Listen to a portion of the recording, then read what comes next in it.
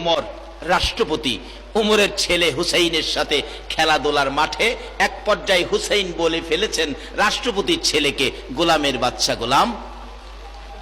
উমরের ছেলে কয়, হুসাইন কারে কইছেন? তোমারে কইছি। আমারে কইছেন গোলামের বাচ্চা গোলাম। আমার বাবা হলেন রাষ্ট্রপতি আর আপনি দিলেন আমারে গালি, বাবারও গালি দিলেন, আমারে বাচ্চা গোলাম কইলেন, বাবারে বড় গোলাম কইলেন। বিচারটা বুঝা লইেন। হুসাইন রাদিয়াল্লাহু তাআলা আনহু কয়, যাইস বিচার করিস যা। বাবার বাড়িতে গিয়া বলতেছে, বাবা আপনি রাষ্ট্রপতি? হ্যাঁ। বাঘের বিচার করেন না? হ্যাঁ। একটা বিচার করতে হবে। কার? হুসাইন আমাকে আপনাকে সহ গালি দিয়েছে, গোলামের বাচ্চা গোলাম, বিচারটা চাই। উমর মুস্কি মুস্কি হাসে, যার বিরুদ্ধে বিচার দিছো উমরের সব ক্ষমতা আছে, এখানে ক্ষমতা নাই। বাবা বিচার করতে হবে না, এটা সম্ভব না। কান্নাকাটি শুরু করছে, করতেই হবে। ওমর ফারুক রাদিয়াল্লাহু তাআলা বলতেছেন, বিচার হবে জুমার দিন। জুমার দিন মসজিদে নববী মানুষ ভর্তি, হুসাইনকে বিচার করবে। ওমর কি নিদয়া হয়ে গেল, নিষ্ঠুর হয়ে গেল? ওমরের কাছ থেকে কি নবীর ভালোবাসা দূরে চলে গেল? এবার লোকজন তো এইভাবে আনাঘনায় মসজিদে নববীর ভিতরে হযরত আলী রাদিয়াল্লাহু তাআলা হুসাইনকে নিয়ে বসে আছেন। ওমর মিম্বরে দাঁড়িয়ে ডাকছেন, ইমাম হুসাইন আছেন?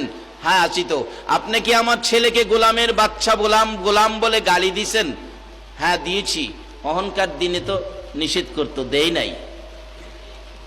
আরো ফতোয়া দিত, মিথ্যা কথা বলে জান বাঁচান ফরজ। মুসলমান কোনদিন মিথ্যা কথা বলতে পারে না। তার সাক্ষী হলো ইমাম হুসাইন। সাথে সাথে দাঁড়িয়ে গেলেন, হ্যাঁ আমি আপনার ছেলেকে গোলামের বাচ্চা গোলাম বলেছি। হযরত আলী বললেন, ওমর বাচ্চাদের ব্যাপারটা আরেকটু সহজ চোখে দেখে এটা দুর্বল করে দিলে হয় না, বাদ দিয়ে দিলে হয় না বাচ্চাদের ব্যাপার। ওমর বলেন, আলী আপনি বসেন, আপনাকে বলি নাই। হযরত ইমাম হুসাইন দাঁড়িয়ে ডাকতেছে, ওমর কি বলবেন বলেন। আপনি কি গালি দিয়েছেন? হ্যাঁ দিয়েছি। কেন? আমার ছেলে তো গোলামের বাচ্চা নয়, রাষ্ট্রপতির বাচ্চা। আমি তো একজন রাষ্ট্রপতি, আমি তো কোনো গোলামি করি নাই।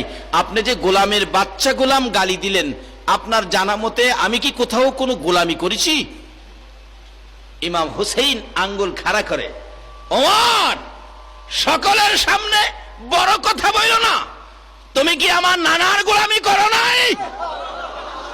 ওমর দুইটা চোখের পানি গাল বেয়ে বেয়ে জর্জর করে ছেড়ে দিলেন। ও মসজিদে নববীর মুসল্লিরা, তোমরা কি শুনেছো নবীর আদরের নাতি হুসাইন কি বলেছে? আমি বলে রাহমাতাল লিল আলামিনের গোলামি করেছি।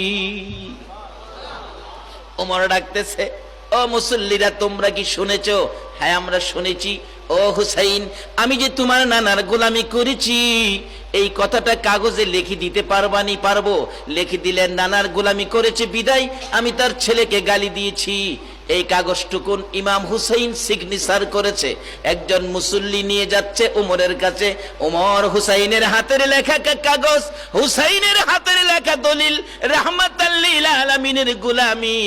এই কাগজটুকুন হাতে লইয়া এতিমের মতো দাঁড়িয়ে কান্দে আর মসজিদে নববীর মুসল্লিদেরকে দেখাইয়া ডাকে, নবীজির গোলামের কোনো চিন্তা নাই, চলো নবীজির জান্নাতে মদিনা।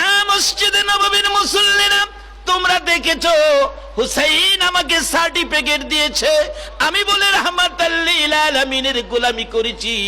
আমি ওমরে আর ভয় করি না রে, মৃত্যুর ভয় করি না, কবর হাসর মিজানের। তোমরা একটা কাজ করো, আমি ওমর যেদিন মরে যাব রে, আমার যেদিন মৃত্যু হয়ে যাবে, আমাকে কাফন পরানোর সময় আমার ডান হাতের ভিতরে হুসাইনের লেখা দলিল টুকুন, আমি রাহমাতাল লিল আলামিনের গোলাম, আমার নবীর গোলামের সার্টিফিকেট টুকুন আমার কাফনের ভিতরে ঢুকাইয়া দিও, হাতের মধ্যে ঢুকাইয়া দিও রে। আমি কোথাও যদি বিপদে পড়ে যাই আর কিছুই যদি আমার কবুল না হয়, হুসাইনের লেখা দলিল নবীর গোলামির কাগজ দেখাইয়া আমি ওমর পার হইয়া যাইব। আমার মন বলে ওমরের মতো ব্যক্তি যদি হুসাইনের হাত হাতের লেখা কাগজ হাসরের বিপদে পার হওয়ার জন্য উসিলা করে নিতে পারে। আজকে যারা হুসাইনের নামে সংগঠন করে মাহফিলের আয়োজন করেছো, আর এই হুসাইনি সংগঠনের মাহফিলে যারা সময় দিয়ে বৃষ্টির ফোঁটা গায়ে লাগাইতেছো, আমার মন বলে কাল কিয়ামতে মাহফিলের উসিলাই তোমাদেরও নাজাতের ফায়সালা হয়ে যাবে। ওমর